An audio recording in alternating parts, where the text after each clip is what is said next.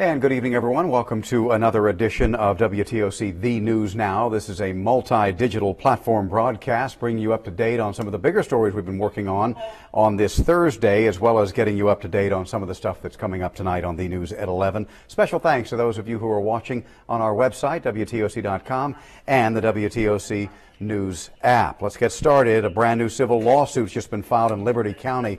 It's charging that a local middle school did not follow proper procedure after a 13-year-old boy told his teacher another boy at the school had sexually molested him. That suit claims that because his complaint was not taken seriously, he was targeted yet again just a couple of hours later.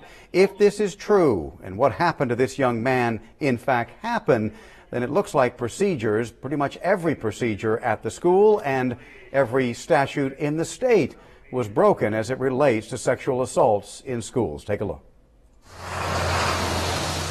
It was September 8th of 2016. Fourth period had just let out, and the fifth period bell was about to ring at Midway Middle School in Liberty County. The then 13-year-old plaintiff in a just-filed civil lawsuit says he was in a bathroom stall when a fellow student pushed his way into the same stall and sexually assaulted him. That victim ended up 20 minutes late to class.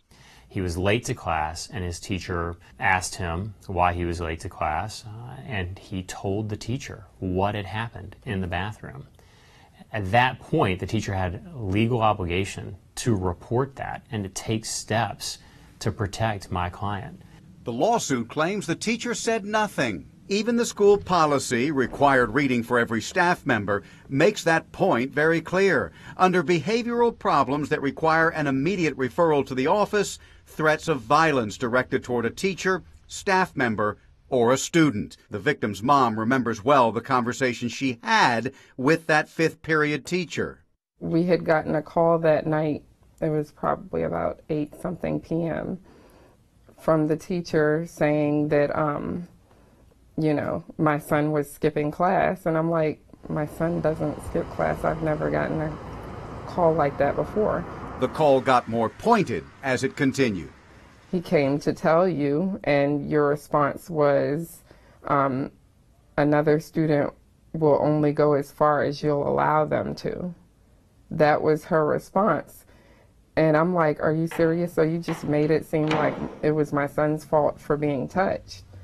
And she was like, well, I had taken my medication and I wasn't in my right mind. Ignoring the initial incident, the student says, made his situation much worse that day. On that same afternoon, on the school bus ride home, the same fellow student is accused of sexually assaulting the same 13-year-old again. This time, according to the victim, the assault came with a warning. If you tell anyone I am gay, I'm going to beat you up.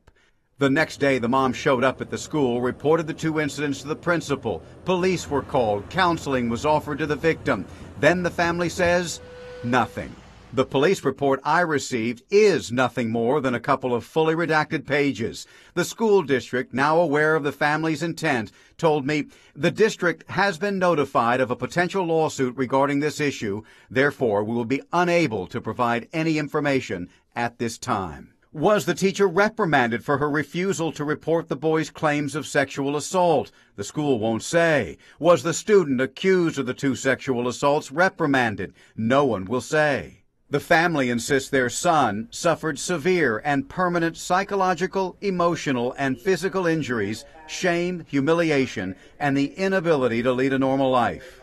That could have been avoided if that teacher had just listened to my son and, took action, and she didn't. She just made it seem like it was his fault. Short of a settlement, the civil lawsuit is asking for a jury to decide what the damages should be. Well, the school system has had an ample opportunity to do the right thing, to acknowledge that they made an error and to make it right. Unfortunately, they've chosen not to do that. The Liberty County School District was quick to respond to my request for information related to the claims made here, provided that information didn't include anything about the incident, anything about the teacher involved, or anything about the student accused in the incident. Basically, what they sent me was this. It is a copy of the Midway Middle School Teacher's Handbook. If this goes to trial, we will, of course, keep you updated. In the meantime, Daniel Defense just cut the ribbon on a 300,000 square foot plant today in North Bryan County.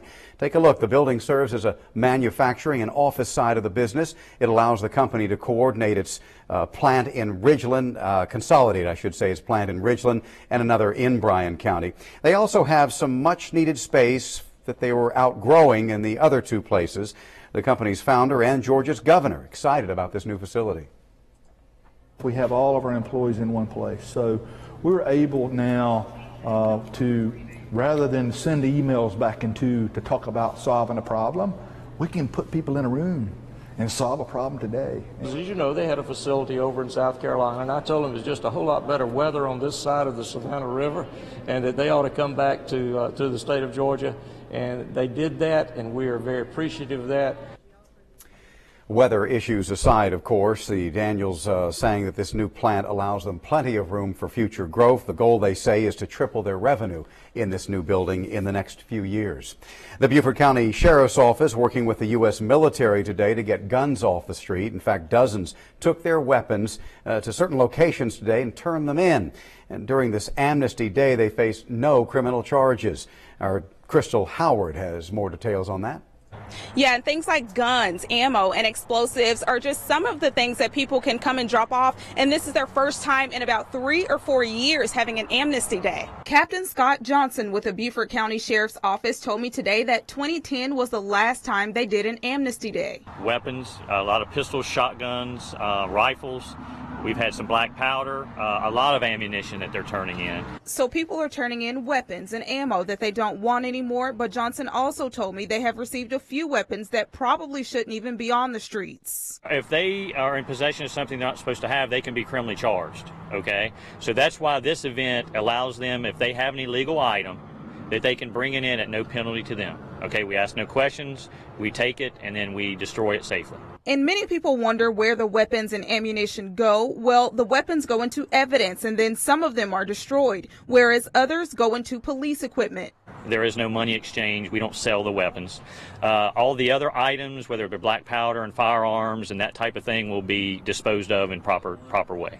And if you decide to bring things in, you can bring in guns, ammunition, fireworks, flares, explosives, military ordnance, and you can also bring in hazardous items such as blasting caps, fuse igniters, primers, black powder, etc. Yeah, and if you just so happen to miss the deadline of 6 o'clock today, you can also drop these things off at the Sheriff's Office in Beaufort County. Crystal Howard, WTOC News. Savannah police continuing to investigate a double shooting that happened last night in the Frazier Homes community. That's just off Dr. Martin Luther King Jr. Boulevard. When police arrived on the scene, they found one person shot, and not long after, they got a call about another shooting victim at Waters and Victory Drive. That's just near Daffin Park. They believe the second victim may have gotten away from the shooting scene at the Frazier Homes area. Police are not releasing much information, but of course we'll bring you up to date on air and online as soon as we do get additional information on that shooting. Coming up tonight on the news at 11, we're continuing our coverage of the sudden resignation of Beaufort County School System Superintendent. That divided school board accepted Dr. Jeff Ross's resignation. Now they need to look for an interim superintendent and then a permanent replacement superintendent. Jarvis Robertson will have the latest on that process. And in just 1 hour, right here, meteorologist Jamie Ertl is going to have the latest on these drought-busting thunderstorms we've been having and see if there is any relief from the rain in sight. That's coming up for you at 9 o'clock. Until then, have a great evening.